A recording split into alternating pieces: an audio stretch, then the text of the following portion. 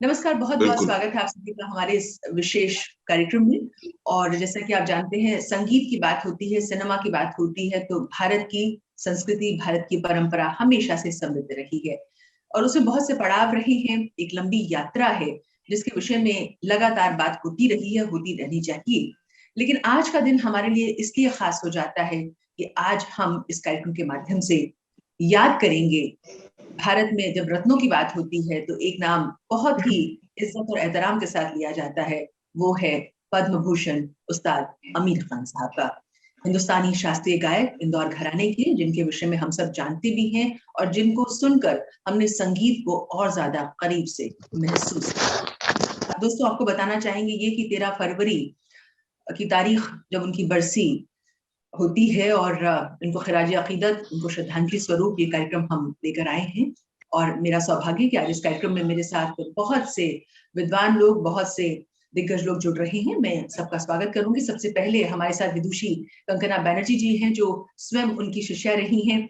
Ma'am, बहुत बहुत स्वागत है। नमस्कार। बहुत बहुत स्वागत है मैम आपका। हमारा सौभाग्य, आपने हमें समय दिया है। बहुत आभार आपका। हमारे साथ में उनका परिचय, मुझे लगता है उनका तारुफ मैं कहाँ से शुरू करूं, लेकिन शुरुआत के लिए मैं इतना कह सकती हूँ कि उस्ताद आमिर खान साहब के फर्जंद, उनके बेटे शाहबाज खान साहब हमारे साथ हैं। उनका नाम, उनकी पहचान, उनका परिचय आप है। बहुत बहुत स्वागत है शाहबाज जी आपका प्रोग्राम में। और मुझे लगता है आपका चेहरा ही आपकी पहचान, आपका नाम, मुझे ज्यादा कहने की आवश्यकता नहीं है, लेकिन हाँ, ये जरूर कहना चाहूंगी, विगत 2 नहीं बल्कि 3 दशकों से लगभग हम कह सकते हैं कि आप अगर टेलीविजन की बात करें, सिनेमा की बात करें, तो उनसे न केवल जुड़े हुए हैं बल्कि जाना माना नाम है। और लोग आपके अभिनय को, खास तौर से आपकी शख्सियत को बहुत ज्यादा पसंद करते हैं। बहुत बहुत स्वागत है आपका हमारे इस प्रोग्राम में शाहबाज जी। बहुत शुक्रिया, बहुत शुक्रिया। हमारे साथ में विनोद कुमार द्विवेदी जी हैं, जिनके विषय में बताना चाहूंगी। आप निदेशक हैं ध्रुपद कला केंद्र कानपुर से। सर, आपका भी बहुत बहुत अभिनंदन। आपके साथ में आपके सपुत्र आयुष जी भी हैं। आयुष जी, आपका भी बहुत बहुत स्वागत है हमारे प्रोग्राम में।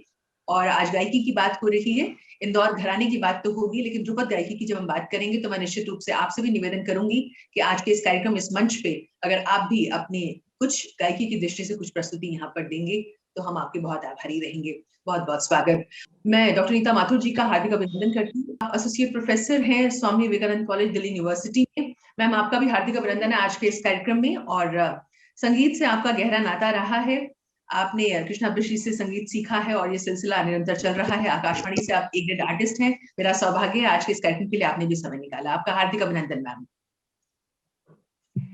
तो संगीत की जैसा कि हम बात कर रहे हैं, और 13 फरवरी जो है वो उस दिन उस्ताद आमिर खान साहब की बरसी होती है। उस दिन वो हम सबको छोड़कर चले गए थे, लेकिन अपनी गायकी, अपनी मौसीकी, अपनी संगीत के माध्यम से, उसके वसीले से वो हमेशा हमारे दिलों में है। और ये हम सब की कहीं ना कहीं जिम्मेदारी हो जाती है कि उनकी धरोहर को, उनकी विरासत को, उनकी थाती को हम लोग न केवल सहेज कर रखें बल्कि उसके संवर्धन के लिए उसको युवाओं तक, जन जन तक पहुंचाने के लिए प्रयास करें। हमारी ये छोटी सी कोशिश, आज का ये प्रोग्राम, जिसमें सबसे पहले मैं शाहबाज जी आपसे ही शुरुआत करना चाहूंगी। यहाँ पर आप उनके बेटे हैं, एक पिता के रूप में आपने उनको देखा है, लेकिन आज जब हम उनको याद कर रहे हैं तो बतौर गायक इतने वर्षों बाद किस तरह से आप याद करेंगे उनको?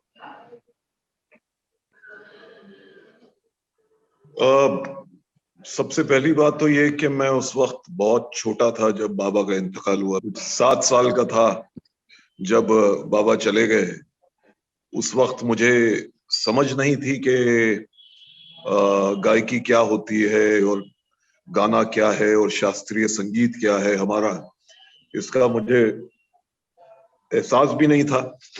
फिर जैसे जैसे मैं बड़ा होता गया, मैं गाना मैंने शुरू किया सुनना, लता दीदी और रफी साहब और इन सब से ही गाना सुनना शुरू किया। और बाबा तक पहुंचते पहुंचते जब मैं I was in my teens, I think, मैं जब उस वक्त मैंने बाबा को सुनना शुरू किया थोड़ा थोड़ा। अब उनकी जो गायकी है वो मुझे तो खैर समझ में आती नहीं थी, क्योंकि मम्मी ने मुझे हमारी अम्मी ने गाने से दूर रखा था। उन्होंने कभी चाहा नहीं कि मैं सिंगर बनूं। और वो कहती थी कि भाई तुम खान साहब के बेटे हो, आमिर खान साहब के, और तुम अच्छा नहीं गाओगे तो फिर लोग कहेंगे कि आमिर खान साहब का बेटा क्या गा रहा है, अच्छा नहीं गा रहा है, और वो नहीं चाहती थी, तो उन्होंने मुझे और मुझे दूर रखा। जब मैं बड़ा हुआ और जब मैंने उनकी गायकी को जरा जरा थोड़ा थोड़ा समझने की कोशिश की, तब मुझे लगा कि मम्मी ने बहुत सही डिसीजन लिया कि उन्होंने मुझे मना कर दिया उस वक्त बचपन में कि बेटा गाना मत गाना, जो जिंदगी में करना चाहो कर लो।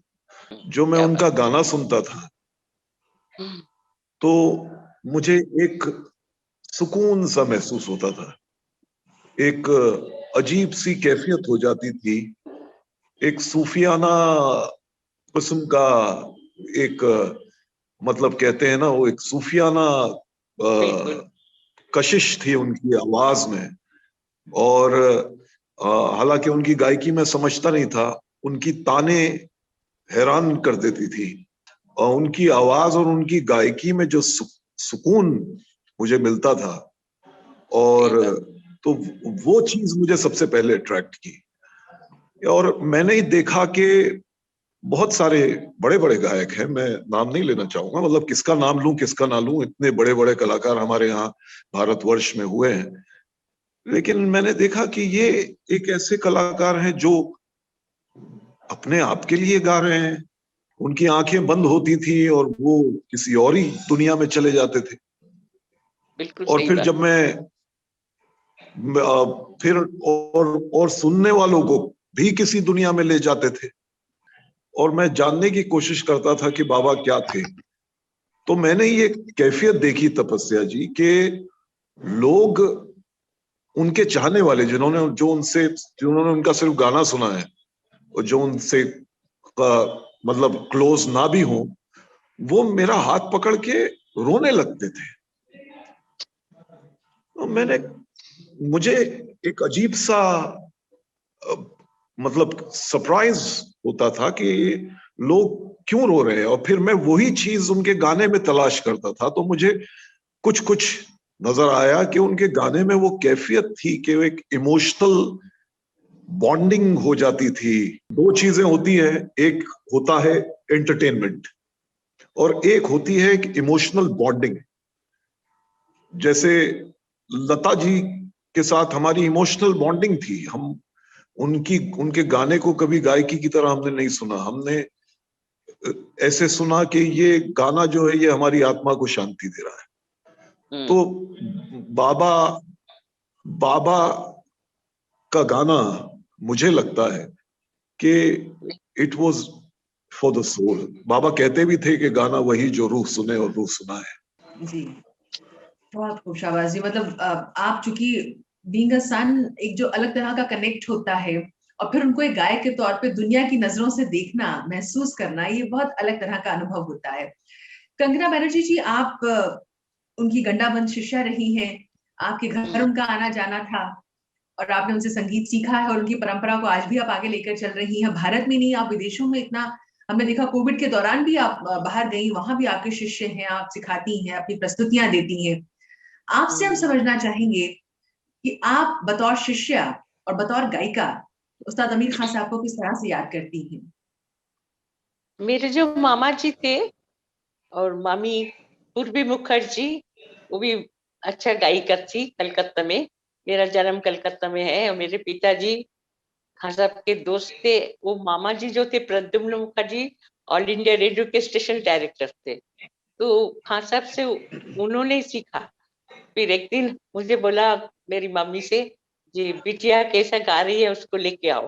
तो हम मामा जी के घर पे गए, तो मेरा गाना सुना तो बहुत खुश हो गए। तो बोला अरे तुमको तो फिर खान साहब से सीखना चाहिए। तो मैं तो छोटी थी, 11-12 साल की, तो मैं बोला खान साहब कौन सा खान साहब? तो बोले जो उस्ताद आमिर खान साहब बहुत अच्छा गाते हैं, इंदौर के हैं और यहाँ आते रहते हैं, तो आप उनसे सीखो, अच्छा होगा। तो ऐसा करके फिर हमारे घर में खान साहब आए, तो पिताजी भी खुश हो गए थे। पिताजी तो बिजनेसमैन थे, गाने का इतना कुछ ये नहीं था, लेकिन चाहते थे मैं गाना सीखूं। तो खान साहब ने आके मुझे कहा, जी बिटिया, उनको तो देख के ही मैं खुश हो गई, इतना टॉल फिगर और इतना हैंडसम, तो मैं तो देखती रह गई। तो फिर उनको लगा जी ये मेरी बेटी है, क्योंकि खान साहब की जो बेटी थी वो जिनत जिनत हुसैन, तो वो खान साहब की बिटिया हाँ, थी जो हाँ, तो फेमी आपा, खास फेमिदा। हाँ, तो फिर उनको देखते ही मेरे उनको लगा कि मैं, क्योंकि विलायत खान साहब की बहन से शादी किया था तो वो उनकी बेटी थी। तो फिर मुझे देख के बोले तुम तो मेरी बिटिया हो, तो बोले सुनाओ कुछ। तो मैंने तो जब जो मम्मी से थोड़ा बहुत सीखी थी तो फिर उनको सुनाया। हाँ साहब आप क्या सुनेंगे? म्यूट था। तो राग माल को सुना रही हूँ, तो फिर जो सीखी थी मम्मी से सिखाया, तो फिर बोले जी हाँ हाँ ठीक है। हम बोला और कुछ क्या सुनाओ? तो बोले तो गाना सुन के खासा बहुत खुश हो गए, तो बोले बस बस हो गया। तो फिर उन्होंने मुझे गांडा बांधा और फिर तालीम शुरू किया। तो ऐसा करके फिर तो खासा 3-4 महीना हमारे घर पे रहते थे, क्योंकि बॉम्बे में रहते थे, लेकिन उस जमाने में बहुत कलकत्ता में प्रोग्राम होता था। Sadarang conference, Surdas conference, Jhankar music circle, all India, ये सब काफी। और उसमें उस्ताद आमिर खान साहब गाते थे और बड़े गुलाम अली खान साहब भी गाते थे उस जमाने में। तो ये दोनों तो हर एक प्रोग्राम में रहते थे। तो खान साहब के साथ मैं जाती थी। खान साहब का रात को सुबह 4 बजे प्रोग्राम होता था, ऑल नाइट होता था वहाँ। और वहाँ के लोग कलकत्ते में इतना खान साहब को प्यार करते थे, सब सुनना चाहते थे। तो इसीलिए फिर मुझे भी कहते चलो तुम भी साथ में चलो, तो मैं भी साथ में जाके पहले जब उनको सुनी दरबारी गा रहे थे रात, तो मैं माता जी के बाजू में बैठी थी और खान साहब गा रहे थे, तो इतना अच्छा लगा वो गाना सुन के मैं रोने लग गई। तो माता जी बोले चुप चुप चुप, अभी सब अभी रो मत। तो हम बोले इतना अच्छा गाना तो हमने सुना ही नहीं, इतना दिल में लगा मेरे को जो गाना। तो फिर खान साहब स्टेज से उठ के फिर मुझे बहुत प्यार से ये किया। तो फिर हम लोग घर पे आए, तो ऐसा करके हम जब भी सुबह शाम हमको सिखाते थे। और पंडित रविशंकर ने भी कहा है उनके बारे में कि अक्सर लोग जो है वो ऑडियंस की तरफ देखते हैं कि उनकी दाद मिल रही है कि नहीं मिल रही है, उनका रिस्पॉन्स कैसा है, ऑडियंस का रिएक्शन कैसा है। लेकिन उस्ताद अमीर खान साहब के बारे में ये वाकई बात उनको बाकियों से अलहदा करती है, सबका एहतराम करते हुए, कि वो अपनी धुन में रहते थे। मतलब उनको, जैसे हम कहते हैं कि संगीत वो है जो आपको ईश्वर से एकाकार कर देता है। और ये सही। बात उस्ताद बिस्मिल्लाह खान ने भी कहीं कही है कि सुर इबादत ही नहीं, आप ईश्वर है। तो आप जब संगीत को ईश्वर मानने लगते हैं तो आपको किसी और की दाद की जरूरत नहीं रह जाती है। इसका मतलब ये नहीं है कि हम ऑडियंस का एहतराम नहीं करते, उनकी इज्जत नहीं करते, लेकिन हाँ, हमारे लिए मौसीकी जो है फिर वो खुदा से, उस ईश्वर से, उस ऊपर वाले से मिलने का एक वसीला बन जाती है। तो ये बहुत बड़ी बात है कि आप किस तरह से अपने संगीत को, अपनी कला को देखते हैं। कंगना मैम, आप कुछ अगर थोड़ा सा सुना दे कुछ जी जी। पंक्तियां, तो उसके बाद हम अच्छा इसको आगे लेकर सकते हैं। ओके, छोटी सी एक बंदिश सुना रही हूँ जो जी मुझे खान साहब ने सिखाया था। और वो तो जी साधक पुरुष थे, वैसे तो इतना अच्छा गाते थे, जो उनका गाना एकदम आंख बंद करके जो गाते थे लगता तो अल्लाह को सुना रहे हैं। तो मैं एक बंदिश उनका गा रही हूँ। हे छाए बदरा कारे कारे, ए छाए बदरा कारे कारे, घुमड घुमड घन गरजत बरसत, तैसो जिये रायुम डोहियाए, ताए बदरा कारे कारे, क्या बात बदरा है। कारे बदरा क्या बात। कारे, निशिया दियारी कारी बिजरी चमके, निशिया दियारी कारी बिजरी चमके, पवन चलत सनन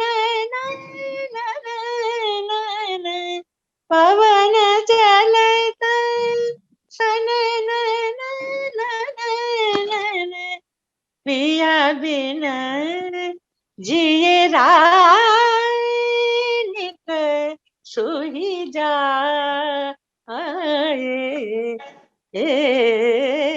छाए बदरा करे हरे सरे गा मा प गा मा रे पा मा प नि ध नि सा नि सा ध नि पा मा प ध नि सा नि ग ग म ग ग म रे सा मा म रे सा नि सा रे मा प नि सा नि सा नि सा नि सा नि सा सा नि मा मा प ग म रे सा नि सा ए छाए बदरा करे करे।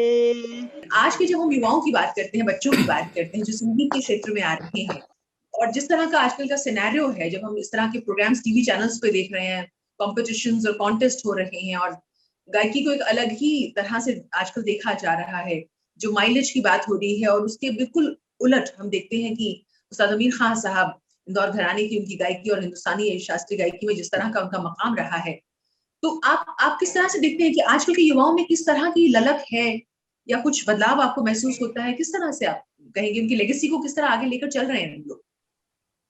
जी, सबसे पहले सभी को सादर प्रणाम, सादर नमस्कार है। अभी दीदी ने बहुत अच्छा गाया है, तो वही स्वर गूंज रहे हैं। दीदी बहुत अच्छा गाया आपने।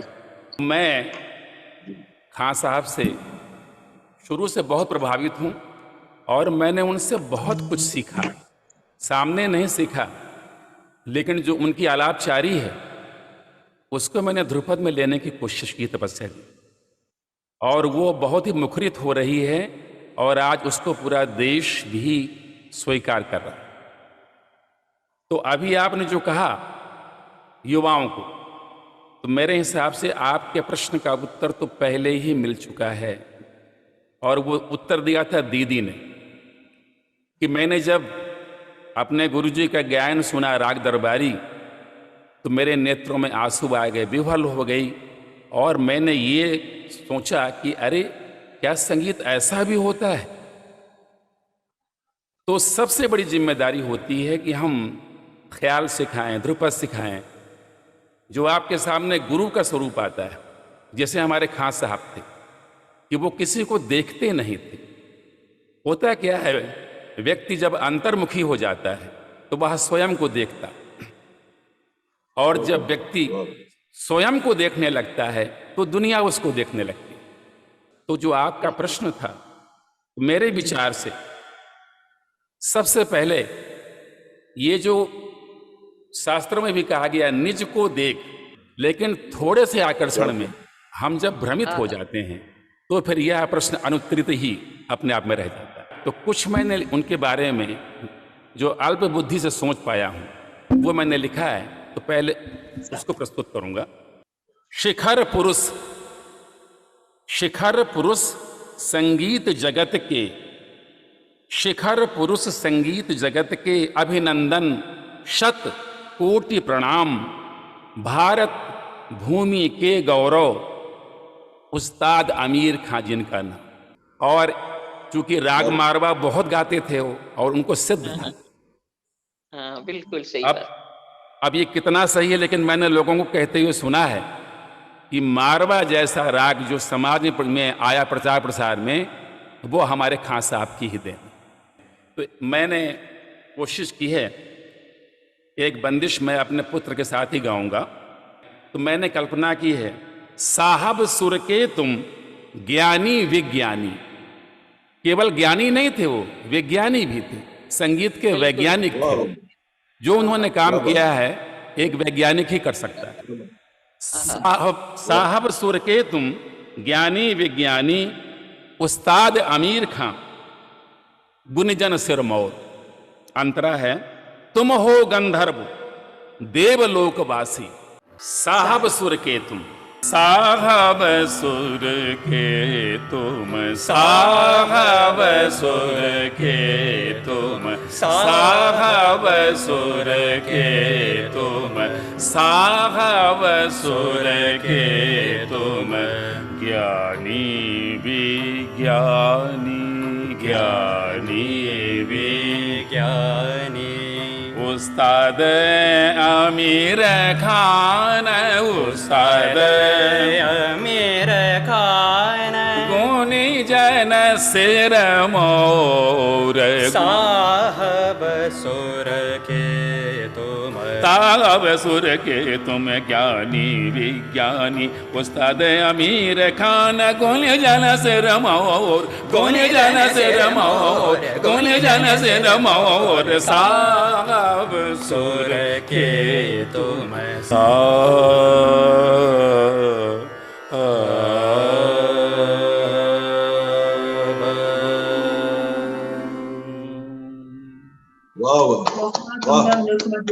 क्या बात है आपका, सच में इससे अच्छा ट्रिब्यूट हो नहीं सकता था। शाहबाज जी, कंगना मैम भी सच में साथ में उनको संगत दे रही थी। वाकई एक अलग ही तरह का समा बन गया यहाँ पर। और यही गायकी और मौसीकी की जब बात होती है, संगीत की बात होती है, तो ये वही धारा है जो प्रवाहमान रहती है और सबको अपने साथ बहा कर ले जाती है। और हम बार बार इसमें गोते लगाना चाहते हैं, डूबते रहना चाहते हैं, बहते रहना चाहते हैं। यही संगीत की वानगी है।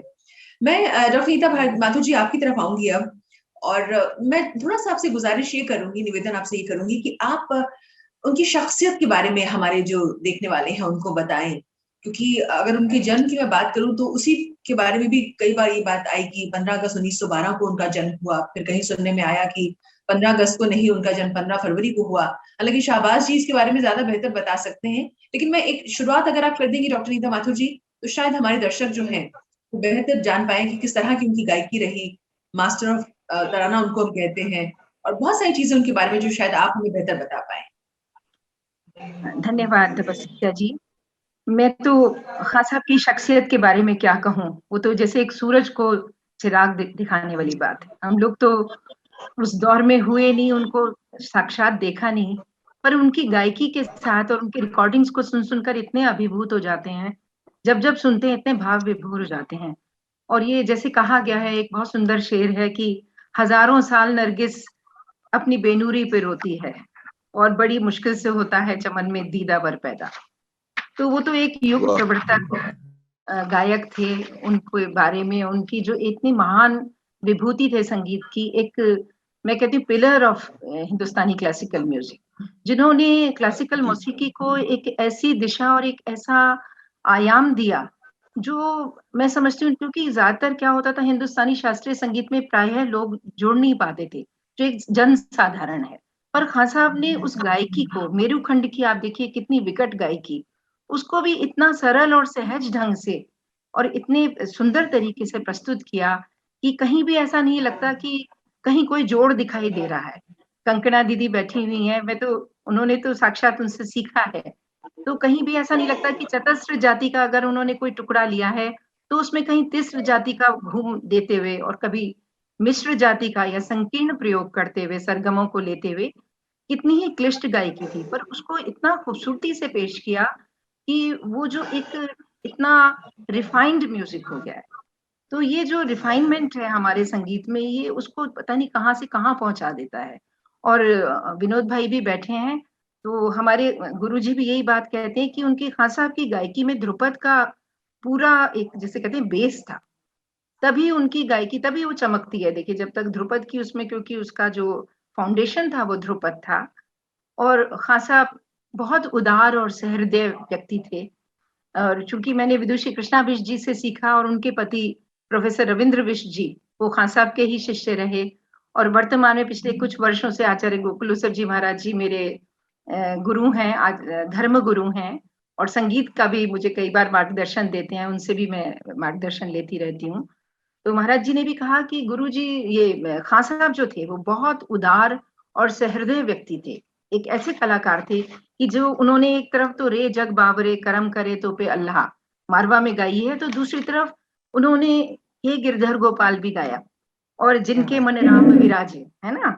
तो इस तरह से उन्होंने किसी भी बंदिश के बारे में ऐसा नहीं सोचा कि ये किसी मुझे नहीं गानी है। उन्होंने जय श्री कृष्ण फिल्म में भी गाया, जय यमुना महारानी में भी गाया, और लाज रखो तुम मोरी गोसैया। तो ऐसी ऐसी रचनाएं उन्होंने पूरा समर्पण भाव से और श्रद्धा के साथ गाई, और उन्होंने ये सिद्ध कर दिया कि गायक और कलाकार जो है वो स्वर की परंपरा में है। स्वर ही इबादत का जरिया है, सुर ही ईश्वर है, और वो उनकी गायकी में झलकता है। और एक और चीज जो हमारे गुरुजी कहते हैं कि खान साहब की गायकी जो है वो इतनी परिष्कृत है, इतनी रिफाइंड है, सभ्य और शिष्ट जन सम्मत, तमीज़ो तहजीब का गाना है उनका। ऐसा नहीं लगता कि कहीं उखाड़ पछाड़ हो रही है या दिखावा हो रहा है या प्रदर्शन हो रहा है, या ऐसा नहीं लग रहा कि कोई मस्खरापन हो रहा है या कसरत हो रही है, कलाबाजी हो रही है। तो वो जो गाना है बहुत सहजता से उन्होंने इतना मुश्किल गाने को सबके सामने पेश किया। तो वो जो उनकी पेशगी थी और जो उनका अदब का गाना था, तो वो जो अदब और शिष्टता का गाना होता है, इसलिए मैं बहुत अभिभूत हो जाती हूँ। हालाँकि मैं तो और परंपरा से भी जुड़ी हुई हूँ, घराना गायकी मेरी कृष्णा दीदी तो दिल्ली घराने का उन्होंने मुझे सिखाया। पर मैं सोचती हूँ कि खान साहब की गायकी एक ऐसी गायकी है कि हर घराने का व्यक्ति, चाहे वो किसी भी घराने का हो, किराने का हो, रामपुर का हो या किसी और, बड़े-बड़े कलाकारों ने खान साहब को फॉलो किया और उनसे मुतासिर हुए हैं। सभी लोग मुतासिर हुए हैं उनकी गायकी से। और ऐसा नहीं है कि वो केवल इंदौर के हैं, वो तो पूरे हिंदुस्तान के हैं। हिंदुस्तानी जी मौसीकी का बिल्कुल। एक ही घराना वो मानते थे, और मुझे लगता भी नहीं कि वो बहुत ज़्यादा घराना परस्ती में विश्वास करते थे, क्योंकि उनसे पूछा गया कि आप किस घराने से? तब उन्होंने कहा कि भई मैं इंदौर से गाता हूँ। तो तब से वो इंदौर गायकी या अमीर खानी गायकी के नाम से वो गायकी मशहूर हुई, और इस गायकी को प्रायः सभी लोग, थोड़ा-थोड़ा सभी लोग फ़ॉलो कर रहे हैं। किसी ने 4 आने फ़ॉलो किया, किसी ने 10 आने फ़ॉलो किया, किसी ने 16 आने, सवा 16। हमारे गुरुजी ने तो बिल्कुल साक्षात गोकुलेश्वर जी महाराज जी ने तो, जैसा कि पंडित जसराज जी ने भी कहा, कि इन्होंने तो ये हैं कि इन्होंने सवा 16 आने उस गायकी को भी फ़ॉलो क्या करके बात दिखा भी दिया। और कंकणा दीदी बैठी हैं हमारे सामने, जिन्होंने साक्षात उनसे सीखा, इतना सुंदर गा रही हैं दीदी, और अभी भी इतना अच्छा उनकी गाने में खान साहब की पूरी झलक है। तो मैं है। तो, जी अब इससे ज़्यादा मेरे पास शब्द नहीं है, और अभी सुरेश जी भी हैं हमारे साथ जुड़े हुए। जी सुरेश खन्ना जी, मैं आपकी तरफ आना चाहूंगी अभी। और आपसे अगर हम थोड़ा सा ये समझें कि जब हम उस्ताद अमीर खान साहब की गायकी की बात कर रहे हैं, तो आप खुद इतने अच्छे पारंगत गायक भी हैं और उसके अलावा इतने वर्षों से आप संगीत की साधना भी कर रहे हैं, सेवा भी कर रहे हैं। तो मैं आपसे सुरेशी ये समझना चाहूंगी कि जब उस्ताद अमीर खान साहब को आप उनका नाम सुनते हैं तो सबसे पहले आपके जहन में क्या आता है? और साथ ही एक सवाल और जोड़ती चलूं कि हम आज के दौर में जब गायकों की बात करते हैं तो फिर अभी जो बार बार जिक्र आ रहा है कि उनकी सादगी जो है वो सबसे ज्यादा मुतासिर करती रही, कि इतने बड़े गायक और आज भी जिनको उसी एहतराम के साथ याद किया जाता है और आने वाली पीढ़ियां भी इसी तरह से याद करती रहेंगी, लेकिन उनकी शख्सियत में, उनके व्यक्तित्व में, उनके व्यवहार में हमने कभी नहीं देखा किसी भी तरह का एरोगेंस हो, कुछ भी इस तरह की चीज कभी देखने में नहीं आई। तो वो क्या चीज है जो उनको इतना संवेदनशील बनाती है, इतना सहज, इतना सरल बनाती है? मैं सबसे पहले आपको धन्यवाद देना चाहूँगा कि आपने हमारे दादा गुरुजी की याद में आज इतना सुंदर कार्यक्रम, और इतने गुणी जन, और कंकना दीदी जो डायरेक्ट उनकी शिष्या रही हैं, शाहबाज भाई, हम तो उनमें हमेशा अपने दादा गुरुजी की छवि ही देखते हैं, और ये आपने कार्यक्रम आयोजित किया, तो इसके लिए मैं आपको धन्यवाद देना चाहूँगा। दूसरे, धन्यवाद। हम कहते तो उनकी डेथ एनिवर्सरी हम इसको सेलिब्रेट कर रहे हैं, लेकिन इतनी महान शख्सियतों की कभी डेथ या वो उनकी मृत्यु नहीं होती है, वो हमेशा जिंदा हैं। शायद ही कोई दिन ऐसा जाता होगा कि हिंदुस्तान में लाखों लोग कम से कम दिन में एक बार उस्ताद अमीर खान साहब को जब तक ना सुन लें। जो शास्त्रीय संगीत से जुड़े लोग हैं वो भी, और ना जाने कितने लोगों को हमने ये कहते सुना है कि भाई जब भी हम बड़े परेशान होते हैं तो खान साहब का मारवा या कोई उनका और कोई भी रिकॉर्ड लगा करके और कमरे की लाइट बंद करके, और हमें उससे वो जो चैन सुकून मिलता है, और ये किसी भी संगीत तपस्या की पराकाष्ठा होती है कि आप संगीत में अपने इतना जादू पैदा कर दें कि जिसको सुन के सुकून मिले। अब बात है, मैं बड़ा परम सौभाग्यशाली अपने आप को मानते हैं कि भाई हम इतनी बड़ी परंपरा से हमें जुड़ने का अवसर, हमें सौभाग्य मिला। मैं हरियाणा में उस डिस्ट्रिक्ट से बिलोंग करता हूँ, डिस्ट्रिक्ट रोहतक, जहाँ पे कलानौर कस्बा है, जहाँ से बाबा के जो पूर्वज जहाँ से निकले हैं कलानौर से, तो मैं उसके पास ही हमारा गांव है हरियाणा में। तो मैं करीब जब कोई 10-11 वर्ष का था, तो एक हमारे गुरुजी जिनसे मैंने प्रारंभिक शिक्षा संगीत की ली थी, तो उनको वो कुछ गुणी जनों के साथ बैठे हुए उनसे मैंने ये सुना कि भाई मारवा तो उस्ताद आमिर खान साहब गा के चले गए, बस बस इससे आगे कोई नहीं गा सकता। उस वक्त मैंने उस्ताद आमिर खान साहब का नाम पहली बार सुना था। गाना सुनते थे, बच्चे थे, लेकिन इतना ज्यादा उस्तादों के बारे में मालूमात नहीं थी। और जब मैं 81-82 में दिल्ली यूनिवर्सिटी में आया, तो उस वक्त मैंने स्टूडेंट्स में खान साहब के प्रति एक दीवानगी देखी। उन दिनों यूट्यूब नहीं होती थी, रिकॉर्ड्स अवेलेबल नहीं होते थे, गिन चुन के 2-4 खान साहब के रिकॉर्ड कैसेट्स वगैरह हुआ करती थी। तो सब हैं प्लस उस टॉपिक के, लेकिन जो है अगर आप मुझे नोट्स दे दोगे तो मैं आपको खान साहब का मालकोंस दे दूंगा, वो रिकॉर्डिंग मेरे पास है। ऐसे करके जो थे आपस में एक दूसरे को करते थे कि भाई तेरे पास खान साहब का यमन है, मैं नहीं दूंगा भाई, पहले आप मुझे वो दो तब दूंगा जो है। तो इतना उनका था। और उसके बाद में जैसे आगे समय बढ़ता चला गया, जितने भी बड़े बड़े लोगों के इंटरव्यू सुने, जब उनसे एक क्वेश्चन अक्सर पूछा जाता है कि भाई आप किन को अपना आदर्श मानते हैं, तो शायद 2 या 3 जिन उस्तादों का नाम लिया जाता है, उसमें उस्ताद आमिर खान साहब का नाम भी एक लोग लेते हैं कि भाई वो मेरे आदर्श हैं, वो मेरे उस्ताद हैं। और लोग अपने घरानों के अतिरिक्त अपने घरानों के बुजुर्गों का तो सब सम्मान करते ही हैं, साथ ही साथ उतना ही सम्मान जो है खान साहब का भी सभी लोग, चाहे वो शास्त्रीय गायक हो, फिल्म संगीत के गायक हो, किसी भी विधा के गायक क्यों ना हो। इसके बाद में जब मैं प्रोफेसर रविंद्र बिष्ट मैंने उनसे गंडा बंधवाया, तो उनके घर में जब हम जाया करते थे, तो शुरुआती खान साहब की बातों से वो किया करते थे। और वो हमेशा खान साहब को सामने रख करके उन्होंने पूरा गाना सिखाया। हर चीज में वो खान साहब का एग्जाम्पल दिया करते थे कि देखिए उस्ताद आमिर खान साहब ऐसे करते थे। खैर धीरे धीरे मैं अपने गुरुजी के यहाँ गया, तो यहाँ पे एक मैं छोटा सा एक संदर्भ में यहाँ पे देना चाहूंगा कि एक बार हमारे गुरुजी ने पंडित इंद्रलाल जी, जो हिंदुस्तान की चोटी के सारंगी वादक, उनसे एक बार पूछा कि भाई आपने तो उस वक्त के सभी उस्तादों के साथ संगत की है, जितने आपके समकालीन या सीनियर उस्ताद हैं, तो आप उनके बारे में या आमिर खान साहब के साथ भी आपने संगत की, तो आप उस बारे में क्या कहना चाहेंगे। तो पंडित इंद्रलाल जी ने कहा कि भाई हम जो बाकी उस्ताद गाते थे तो उनका गाना हम फॉलो कर लेते थे, पैटर्न समझ में आ जाता था, लेकिन उस्ताद आमिर खान साहब गाने को इतना मुश्किल करके चले गए कि हम उसको पकड़ नहीं पाते थे संगत में। वो भारतीय शास्त्रीय संगीत के शायद अकेले ऐसे उस्ताद हैं कि उनके नाम से उनकी गायन शैली प्रचलित हो गई कि लोगों ने आमिर खानी शैली बोलना शुरू कर दिया कि ये आमिर खानी गाते हैं, इनके गायन में आमिर खानी का असर है, बजाने में आमिर खानी का असर है। जी धन्यवाद।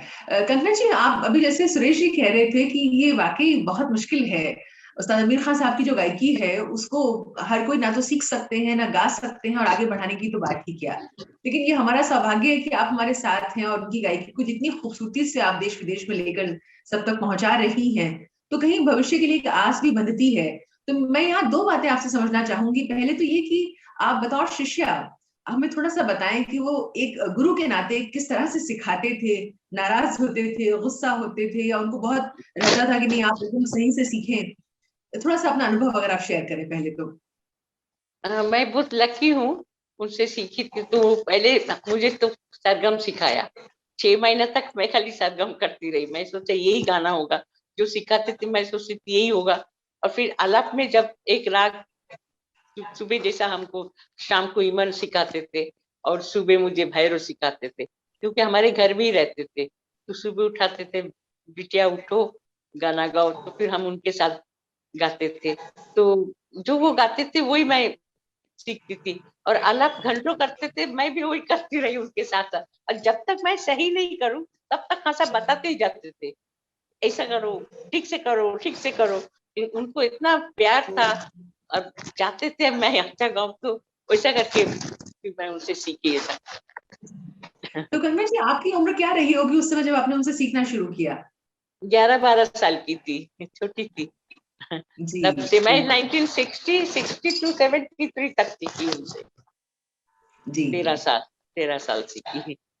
जी। वाह वाह। आप जब भी सामने आती हैं तो हमारे मन में बार बार यही भाव आता है कि जो आपने उस समय उनसे सीखा हुआ सामने बैठकर, उसमें से कुछ अगर आपको याद आ रहा हो, थोड़ा सा अगर आप गुनगुना दें।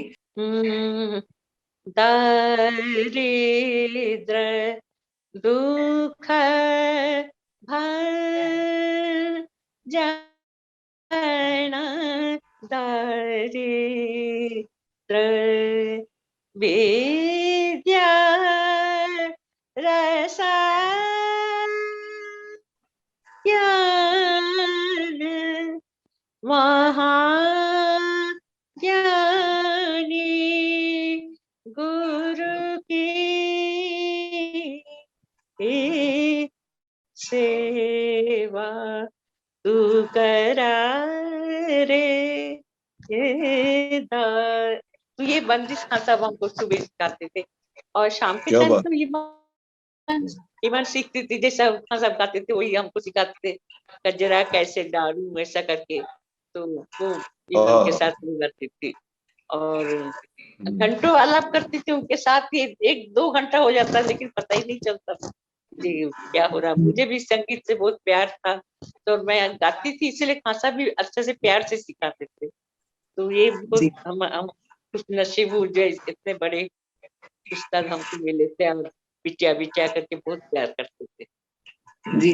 कन्या जी, आज के दौर में जब हम विरासत की लेगेसी की बात करते हैं, आप भी सिखा रही हैं, आपके बहुत से शिष्य हैं जो इस घराने की परंपरा को आगे लेकर चल रहे हैं, आपको वही जज्बा, वही जुनून, वही पाकीज़गी, वही पवित्रता, वही सात्विकता महसूस होती है कि वो जो अंतर से एक चीज आती है, जो एक संगीत से अपना एक तारतम्य होता है, आप महसूस करती हैं आज के शिष्यों में वो बात है कि हम सच में कह सकते हैं कि उस्ताद अमीर खान साहब की जो लेगेसी है, जो विरासत है, वो वाकई उस परंपरा को हम आगे लेकर चलेंगे? हाँ बिल्कुल, वो लोग भी झुमरा में सीखते हैं और अच्छा गाने लगे। 2-3 मेरी स्टूडेंट है तो एकदम बिल्कुल जैसे हम सिखाते हैं बिल्कुल वैसे ही गाती है झुमरा में, और तान वाली बहुत अच्छा तैयार है, उसको लोग को बहुत शौक है, तो वैसा शीशा भी मिलना चाहिए ना, तो अच्छा वो लोग भी अच्छा गाते हैं। जी तो खास बिल्कुल। फिर यूजुअली हमारे साथ बैठे कांगना जी, जी आप कुछ कह फिर रही हैं? मालकुस भी हाँ सब सिखाते थे, मालकुस भी बहुत सीखा उनसे। आज मोरे घर आए बलमा, आज मोरे घर आए बलमा, करुणिया रंग सोरंग रलिया, आज मोरे घर आए बलमा, तर के जासो गोंदा बसन प्यारो, बन से जब बिछाऊं चुन चुन कलिया, आज मोरे घर आए बलमा, आज मोरे घर आए बलमा,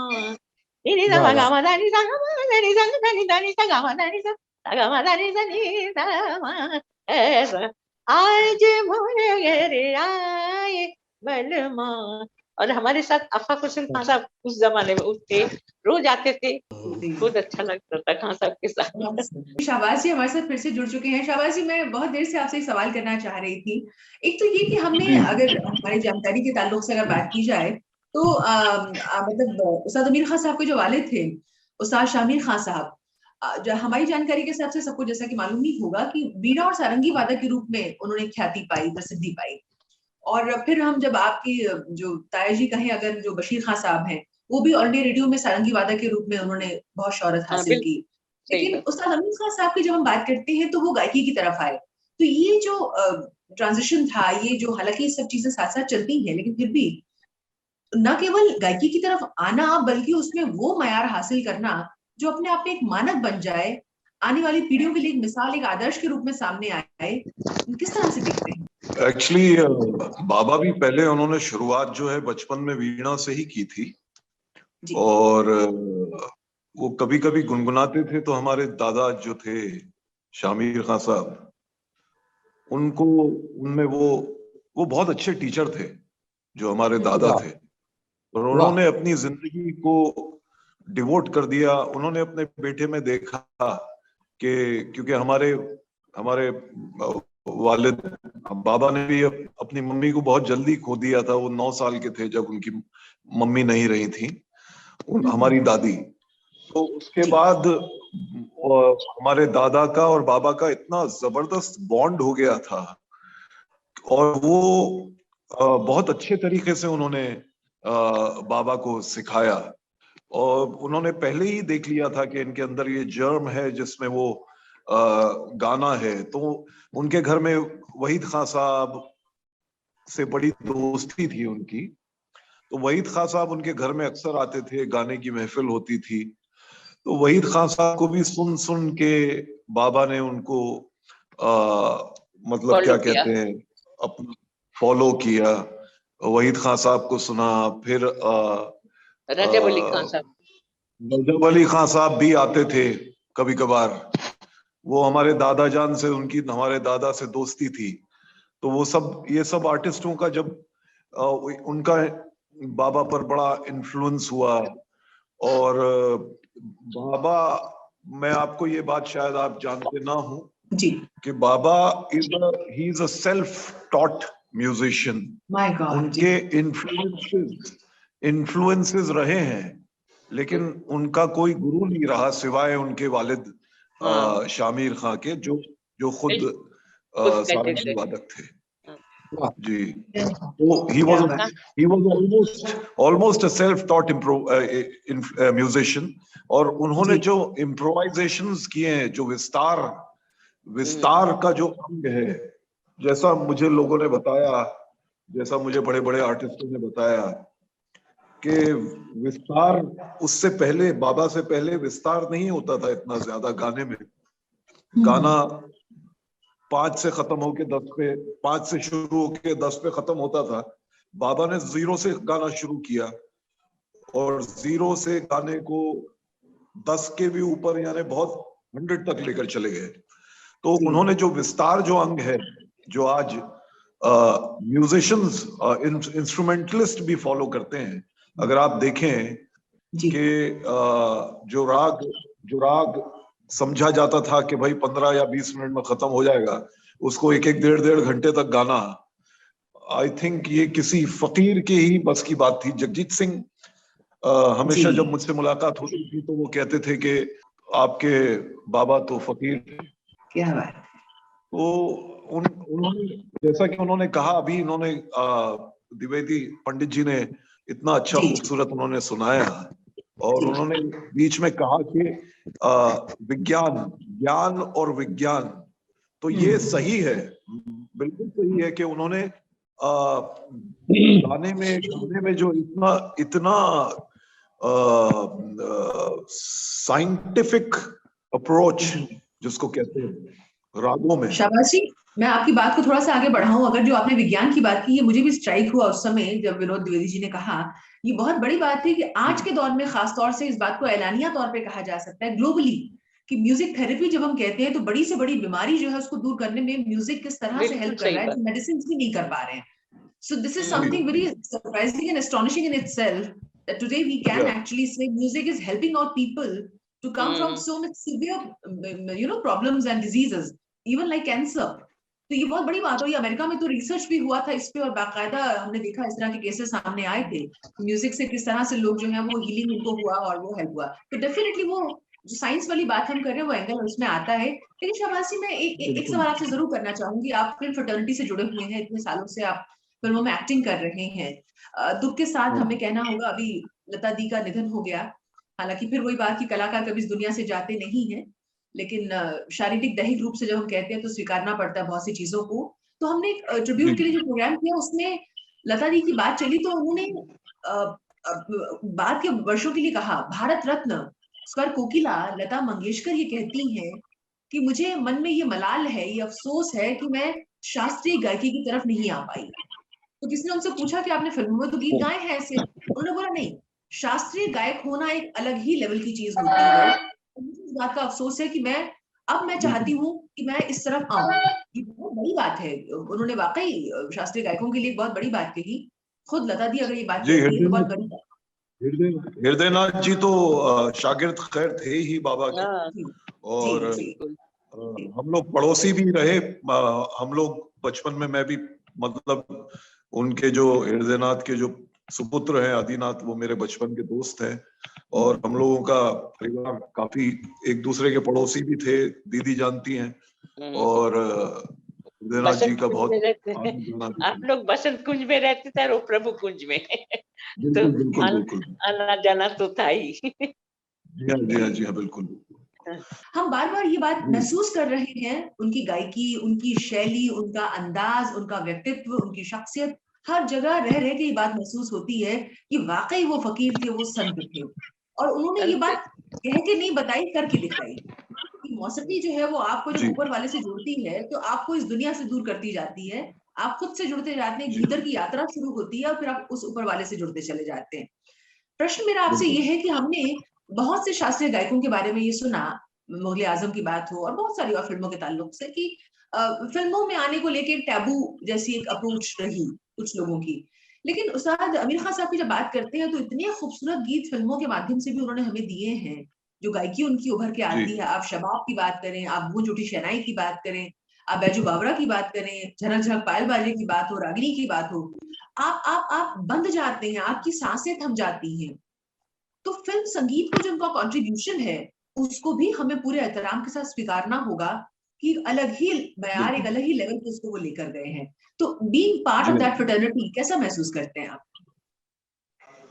मुझे बहुत ही मतलब मैं तो अब मैं क्या कहूँ कि I consider my self the luckiest man in the world, के आई एम उस्ताद आमिर खान सन, जिन्होंने संगीत को इतना इतना आयाम दिया, ख्याल गायकी को इतना आयाम दिया, और मतलब इस तरह से उन्होंने रागों को इतना प्रस्तुत किया कि इट इज अनबिलीवेबल। और फिल्मी संगीत में भी उन्होंने क्लासिकल का साथ तो कभी नहीं छोड़ा। जैसे उन्होंने शबाब में जो भजन गाया, दया कर हे गिरगोपाल, उसमें जो तान ली है, आपने फिल्म में सुना होगा लास्ट में जो उन्होंने क्या तान बात ली, जी तो इतनी खूबसूरत तान है, उन्होंने कभी छोड़ा नहीं। अभी ये फिल्म म्यूजिक जो है ये एक अलग चीज है, ये फर्क है दोनों में। फिल्म म्यूजिक बड़ा आसान और बड़ी आसानी से समझ में आने वाला संगीत है, और ख्याल गायकी जो है वो जरा डिफिकल्ट है, उसको समझने के लिए क्या कहते हैं, थोड़ा सा ग्रे मैटर चाहिए उसके लिए, समझने के लिए संगीत से उतना लगाव चाहिए। तो मुझे दोनों का कंपैरिजन तो खैर है नहीं, लेकिन क्लासिकल म्यूजिक की वजह से ही फिल्म म्यूजिक है, मैं ये कहूंगा। और अब तो खैर तारी गिर गया एकदम फिल्म म्यूजिक का, बहुत ही ज्यादा बहुत ज्यादा गिर गया। बहुत कम गाने ऐसे बनते हैं जो ऐसा लगता है कि हाँ भाई कुछ सुना। लेकिन इन बड़े बड़े संगीतकारों ने, नौशाद साहब ने और नैयर साहब ने, और इतने बड़े बड़े वसंत देसाई और ये सब जितने बड़े बड़े संगीतकार गुजरे हैं, खयाम साहब, क्या बात। दीदी खयाम साहब हमारे घराने के ही हैं, आपको पता है ना, इंदौर घराने के ही थे। वाह वाह। वो अमरनाथ जी से सीखे थे। सही बात है। अमरनाथ जी के शागिर्द थे, तो मुझे मिलते थे जब भी, तो बड़े मैं तो आप तो हमारे खलीफा हैं, और आप वो हमारे घराने के ही म्यूजिशियन थे। तो नीता जी, मैं एक सवाल जरूर आपसे करना चाहूंगी। ये बात हमने खुद उस्ताद अमीर खान साहब को कहते हुए सुना कि उन्होंने कहा कि मैं भीड़ के लिए नहीं गाता। मतलब अक्सर लोग अपीजमेंट की बात करते हैं, और आजकल तो मार्केटिंग, ब्रांडिंग और जाने क्या क्या होने लगा है, और इतने सारे प्लेटफॉर्म्स हमारे पास हो गए हैं। आपसे मेरा प्रश्न ये है कि संगीत, कला, फन, एक कलाकार का जो उससे रिश्ता है, इसको मैं उस्ताद अमीर खान साहब से अगर जोड़ूं, आप क्या महसूस करती हैं कि एक कलाकार किस तरह से अपनी जिंदगी में या अपनी सेवा की दृष्टि से, अपने समर्पण की दृष्टि से कैसे डिफाइन करता है अपने रिश्ते को, कि मेरा अपने फन से, अपनी कला से जो रिश्ता है?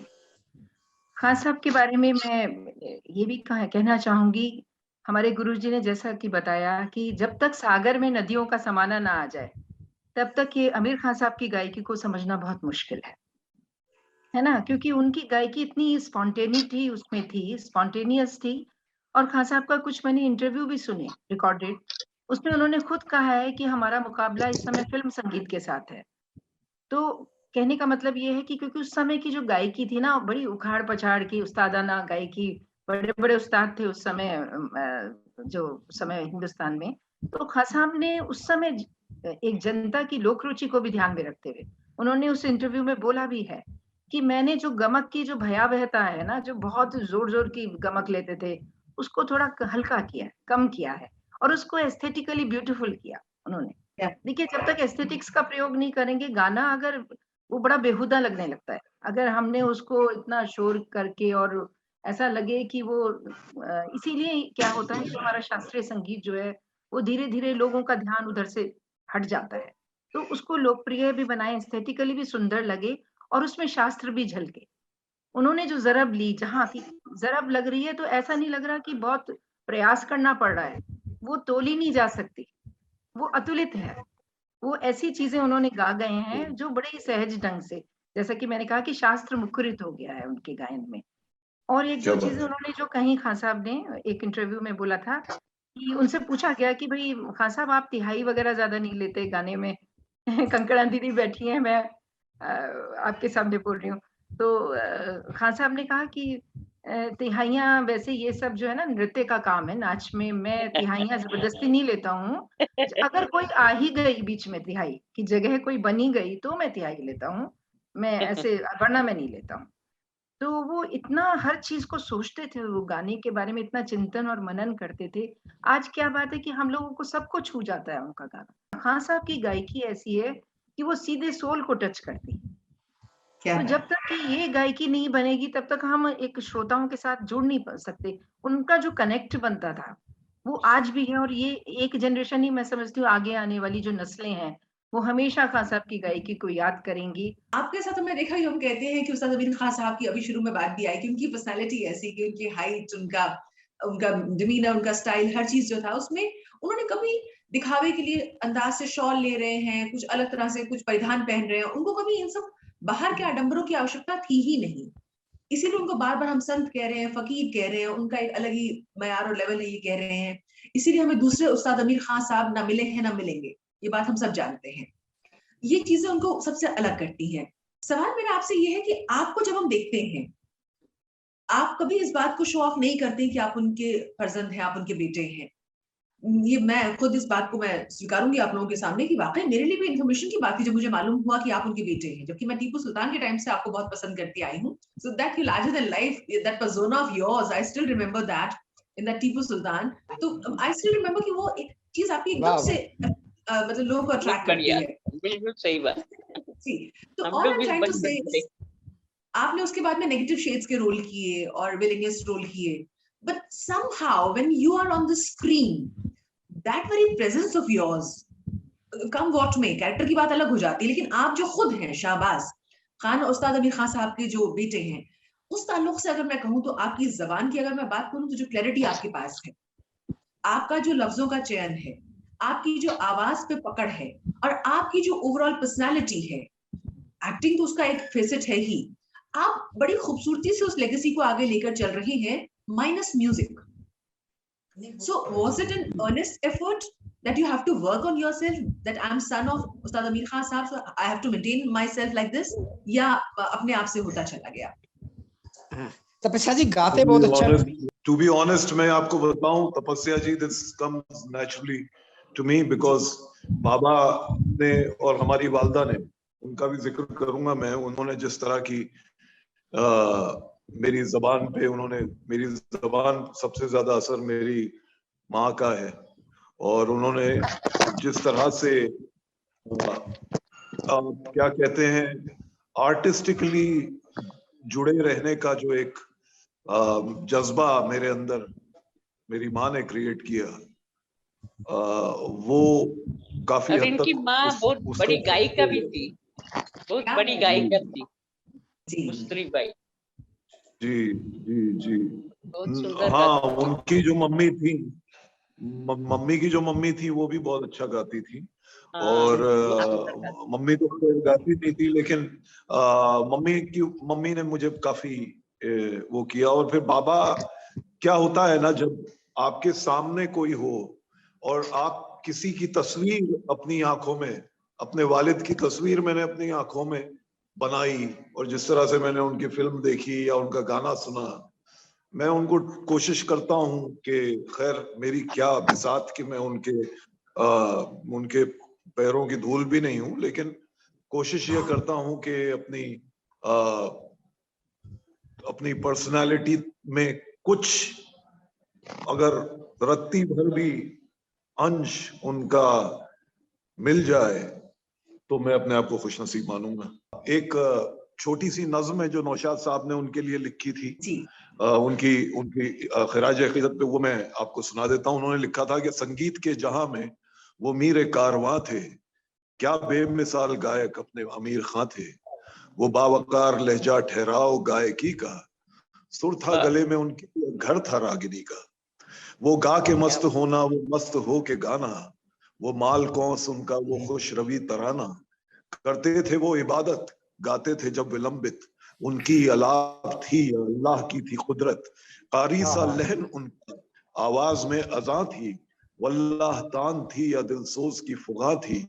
नौशाद अपने रब से बस मांग ये दुआ तू, जन्नत नशी बना दे फनकार को खुदा तू।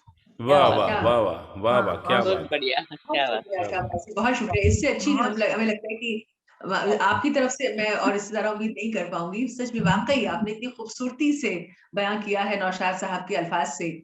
बहुत बहुत शुक्रिया आपका। मन सोच सोच करे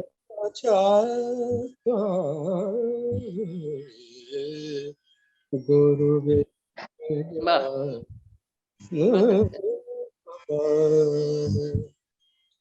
सतगुरु की संगत करने, सतगुरु की संगत करने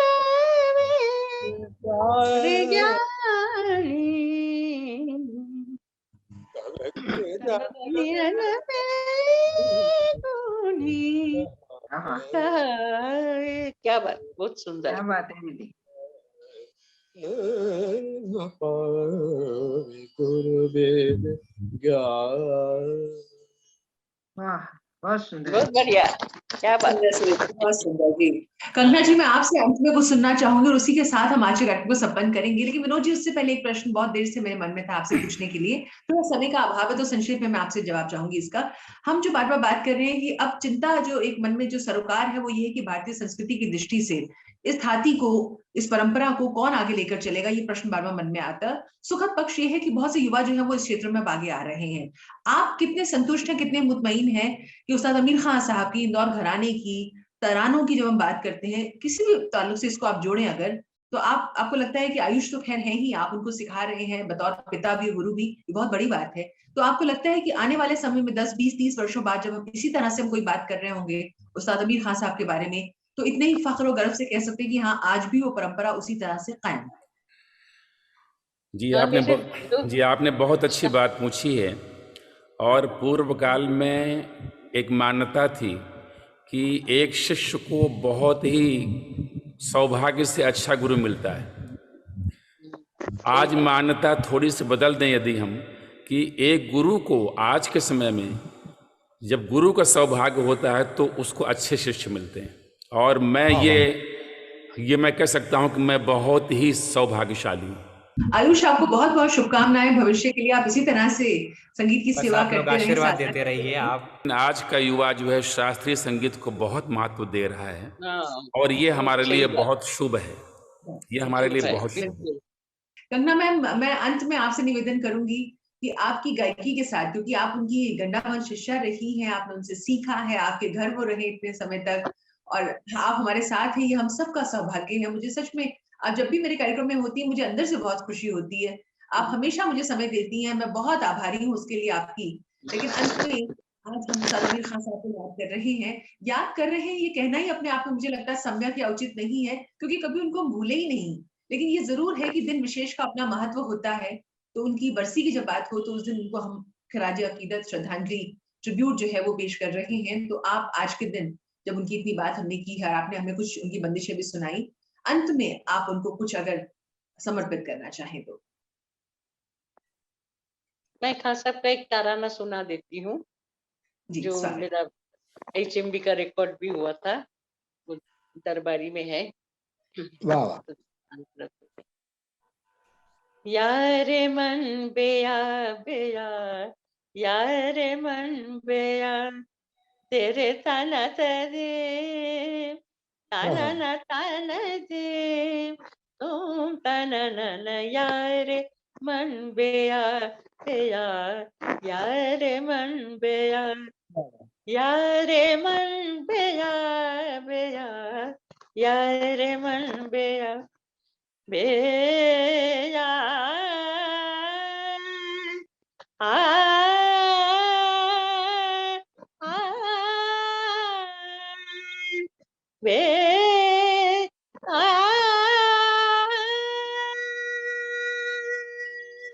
वाह वाह। बलबम बहुत सुंदर। रशीद जानम तो भी आके जिंदा मानम, बलबम रशीद जानम तो भी आके जिंदा मानम, पसा के मन न मानम, बचकारी वाही आमद, यारे मन मेरा सारे गा मा पा दा दा दा नी नी पा मा पा दा नी सा दा नी रे सा रे नी सा रे दा नी पा मा मा पा दा नी सा दा नी पा मा पा नी गा मा मा सा रे सा सरे गा मा पा दा नी सा दा नी पा मा मा पा दा नी सा रे रे दा नी दा नी दा दा नी मा मा पा गा मा रे दा नी सा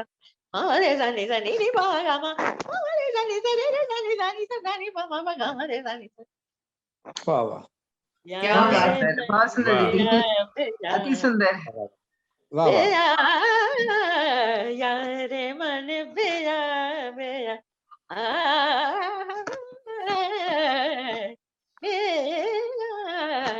यारे मन बेया बेया। वाह वाह। बहुत ही सुंदर। कभी भी शब्द नहीं होते हैं आपको धन्यवाद करने के लिए, आपका साधुवाद करने के लिए। आप जब भी गाती हैं मन करता है बस आंखें बंद करके आपके साथ हम चलते चलें और समय जो है वो यहीं थम जाए। लेकिन समय की अपनी सीमाएं हैं, हमें इस कार्यक्रम को यहीं संपन्न करना होगा। लेकिन मैं पुनः पुनः सबसे पहले आप ही का धन्यवाद करूंगी, विदुषी कंगना बैनर्जी जी हमारे साथ। सुरेश जी, मैं दिल से आपका आभार व्यक्त करती हूँ। आप ही का मैं भी सभी ने अच्छा जी आए। आपका आभार प्रकट करता हूँ मैं भी आपका। आपने इतना अच्छा कार्यक्रम आयोजित किया, हाँ, बहुत सुंदर। आयोजित गुनी किया जी की इतनी और अच्छी सभी ने बातें आज आया, हमें सुनने ये को सबसे मिली। अच्छी बात है। हाँ, सही जी, बात आप है। सबने समय निकाला। मैं विनोद द्विवेदी जी, आप तो संगीत की साधना सेवा कर रहे हैं, साथ ही में यहाँ पर धन्यवाद करना चाहूंगी नीता माथुर मैम का। तपस्या जी को हम लोग धन्यवाद दे रहे हैं। तपस्या जी को हम लोग धन्यवाद दे रहे हैं कि ऐसे लोगों बहुत से, बहुत। सुरेश जी, और हमारे कहने नीतू पर जी, तपस्या जी ने किया, ये सबसे बड़ी बात है। बहुत अच्छा लगा मैं आपके सबको याद आपको समर्पित करती हुई है। बहुत बहुत धन्यवाद आप सभी का। सुरेश जी प्रणाम। नमस्ते, तपस्या जी नमस्कार।